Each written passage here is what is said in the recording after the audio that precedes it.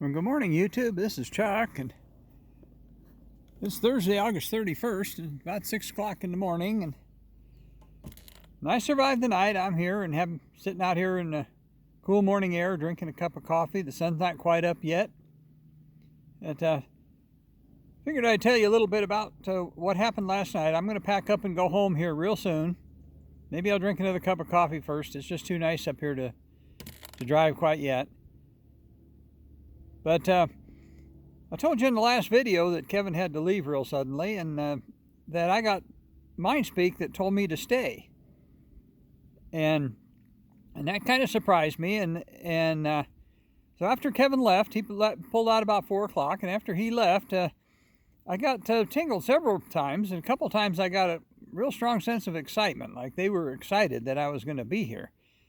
And I guess maybe I got my hopes up too much, because I thought maybe I was going to have something spectacular happen last night, and ended up being a pretty basic, quiet night.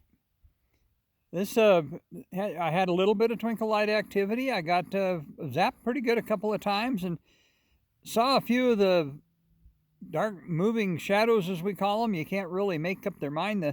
Probably the best thing I did get the distortions come in around me, and I'm going to spin around and talk a little bit about one of them here. Let's go this way. A lot of times when we're going to have some activity, we get almost looks like a mist that comes in, and I did get that mist feeling for about 20 minutes last night. But you see that little tree right there with the blaze on the side of it? Well, I had a distortion standing just to the right of that little tree. And I'd say maybe, 5.5, 6 feet tall. And I could see it pretty plainly, and I was talking to him. And at one point I asked him, I said, can you go full solid for me so I can get a better look at you? And momentarily, I think he did. The problem is it was dark enough I couldn't really hang my hat on it. I couldn't absolutely, I'll spin back around, but I couldn't absolutely say that he did it. I didn't get a good enough look at him.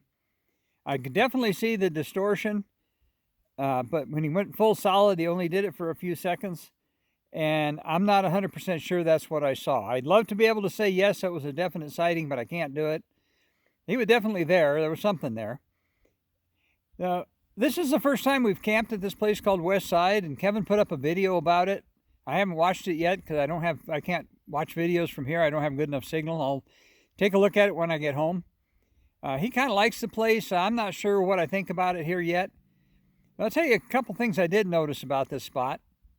And one thing is that this is the second night I've been here, and all the same trip, because it's the first trip we've ever come here. And I've driven in here before on day trips with the Jeep and the Jeep Club, so I kind of knew the area. But never saw a single animal here. Never saw a deer, never saw an elk. I never seen so much as a squirrel here since I've been here. Now, I did see birds, a few birds of different kinds, but that's all I saw in terms of any kind of wildlife. And I think that's a little bit unusual. However, sometimes when we get to an area where it's real active with the Sasquatch people, we do find that for whatever reason, the game tends to avoid it. So it may be a positive thing and it may not. I don't know. I think maybe, the van wasn't real level. Maybe I'll take a little more time to try to get it level next time I come up here. But convenience-wise, this place is convenient. It's only like, I think 27 miles, I think, like it is from my house. And it's and we got a little bit of cell signal here. I was able to upload community page posts both in the mornings. I just uploaded one here a few minutes ago.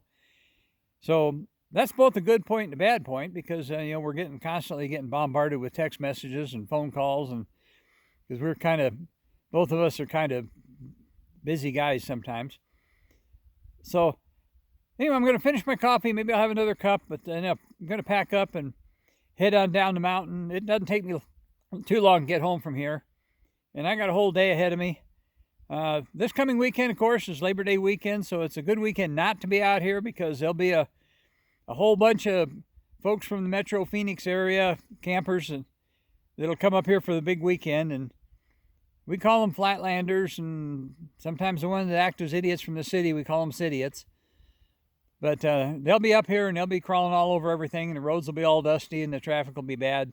So we locals like to hide on the busy weekends. So anyway, that's my report from last night. Nothing real spectacular. It is pretty up here.